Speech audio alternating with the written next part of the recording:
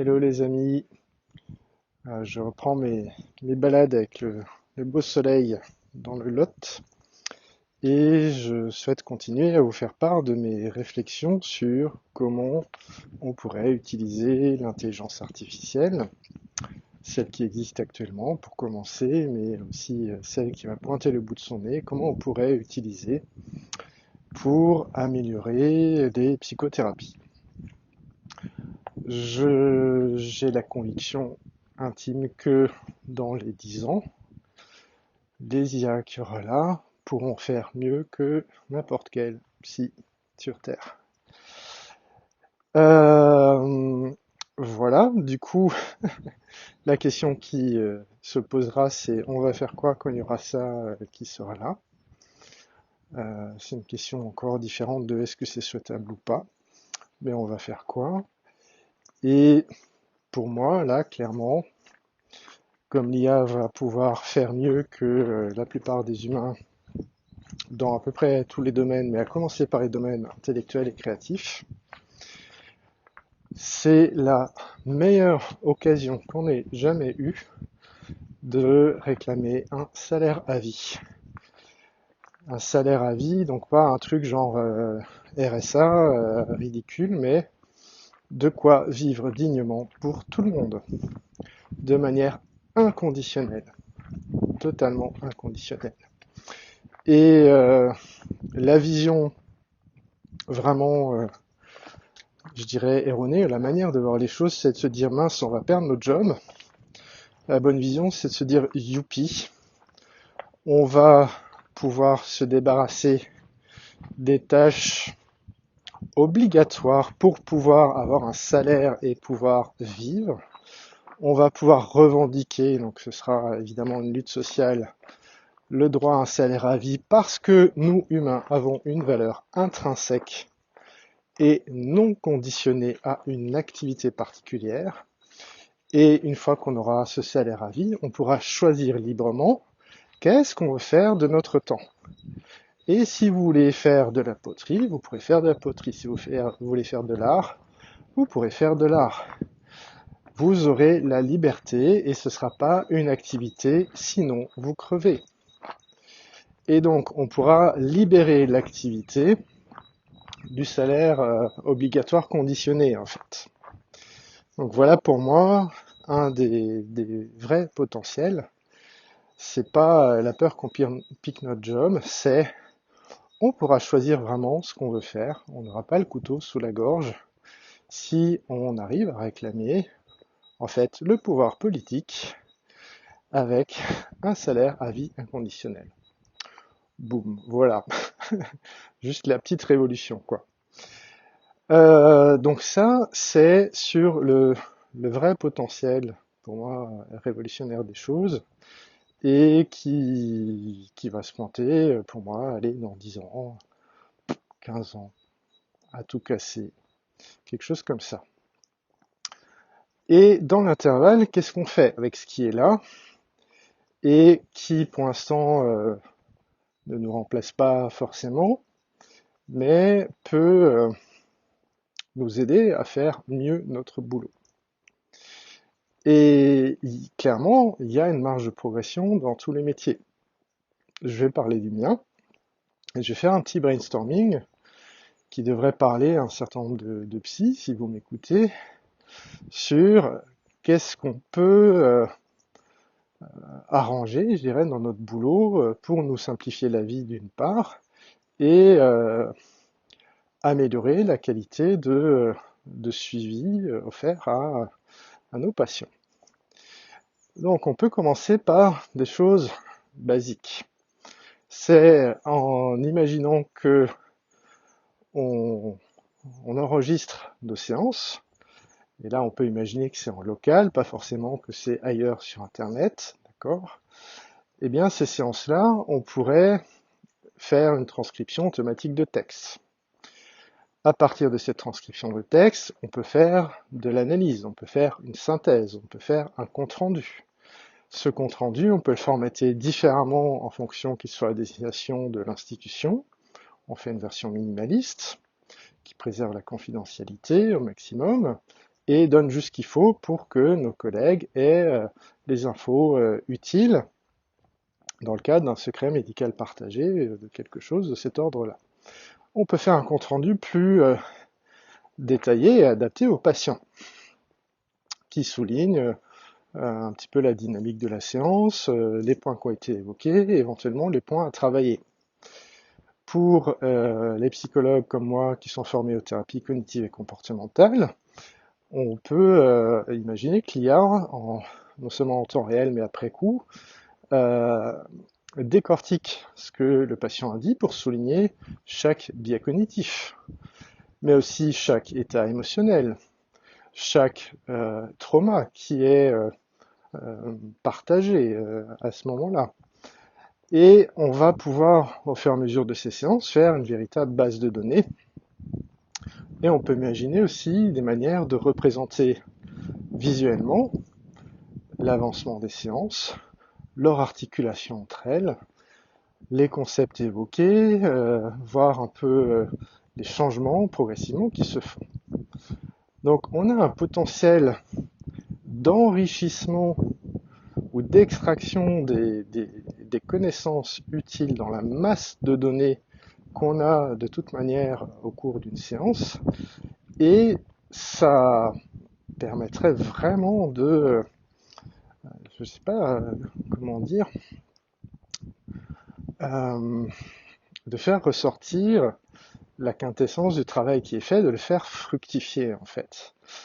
Parce que la plupart du temps, quand même, les patients, comme les thérapeutes, vont oublier une partie de ce qui se fait en séance. Alors on peut très bien se dire, bon, bah, en fait, ce qui nous reste en tête, c'est le plus important. Ah bon?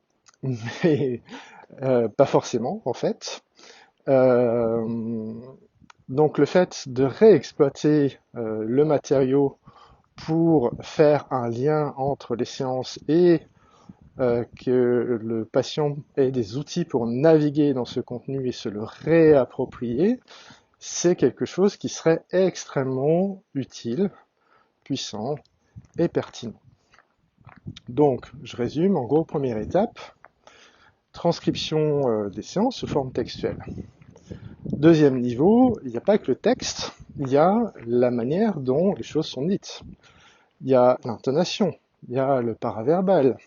Tout ça, ça reflète l'état émotionnel, avec parfois justement des discordances entre ce qui est énoncé et la manière dont c'est énoncé. Et ces discordances-là, elles révèlent beaucoup de, on va dire, conflits intrapsychiques ou de différentes parts de la personne qui, euh, qui sont éventuellement en conflit, ou qui prennent tour à tour l'avant-plan de la discussion.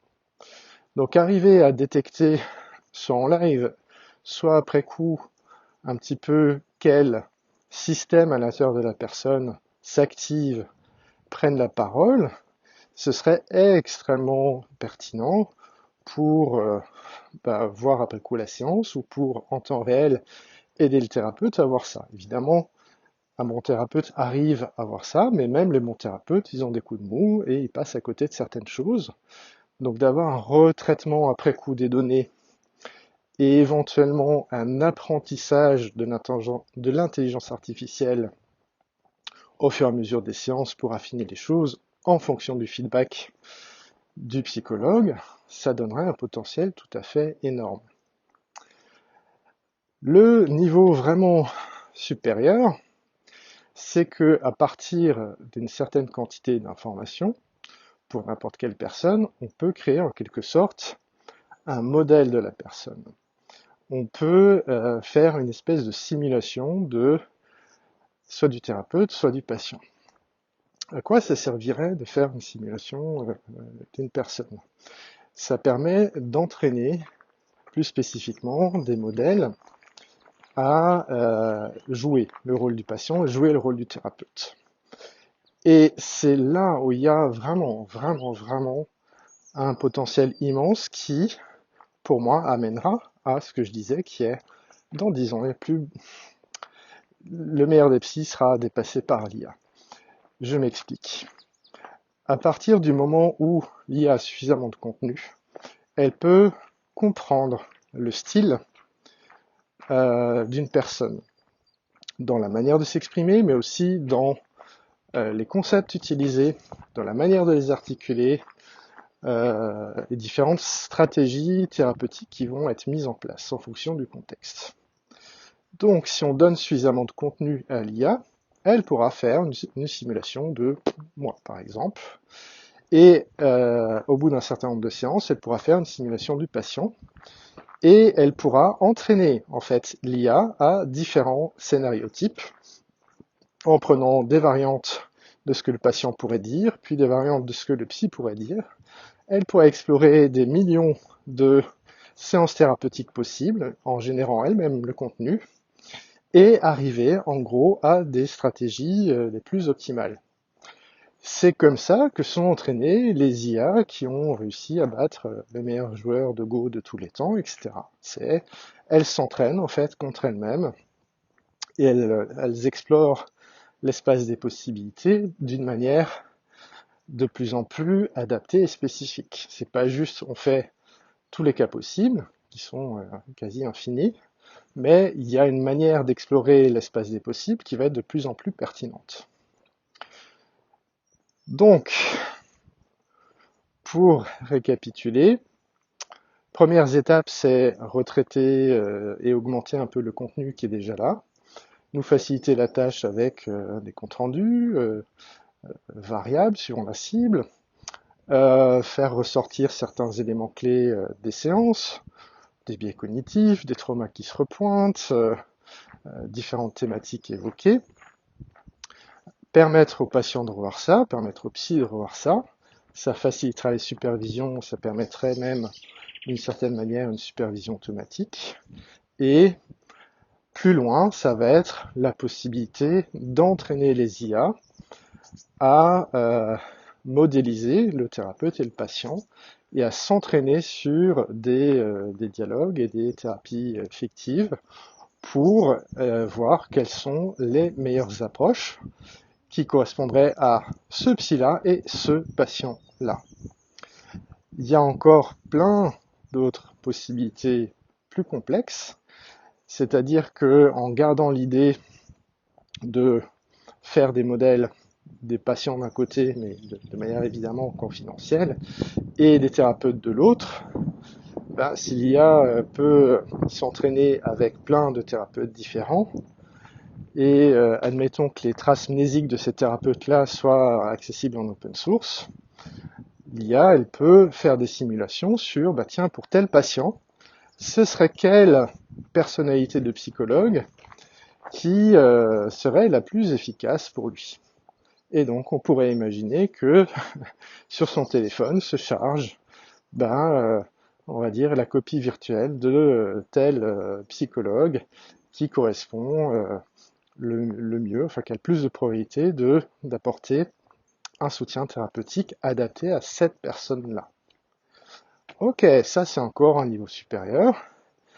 Le niveau suivant, c'est l'IA, elle comprend à partir des quelques centaines ou milliers de personnalités simulées de psychologues qu'elle a, elle comprend les caractéristiques clés qui font que ça marche. Et elle fabrique un super psy qui va s'adapter à la personne qui est en face. Ok, donc imaginez, voilà c'est ce que je pense. Dans 10 ans, on a tous dans notre téléphone un psy, le meilleur psy du monde, qui, si on a besoin, ou même si un de nos capteurs détecte que dans notre voix, il y a du stress, ça va pas, on a une notif, c'est notre psy dans notre poche, qui nous dit hey, coucou, qu'est-ce qui se passe pour toi? J'ai l'impression que ça se passe pas très bien. Tu veux me dire quelque chose? Et le dialogue pourra s'engager. J'ai encore plein d'autres idées de comment ça pourrait être encore plus sophistiqué et pertinent, mais je vais m'arrêter là, le temps de vous laisser digérer déjà un peu tout ça, parce que les possibilités sont vraiment, vraiment vertigineuses.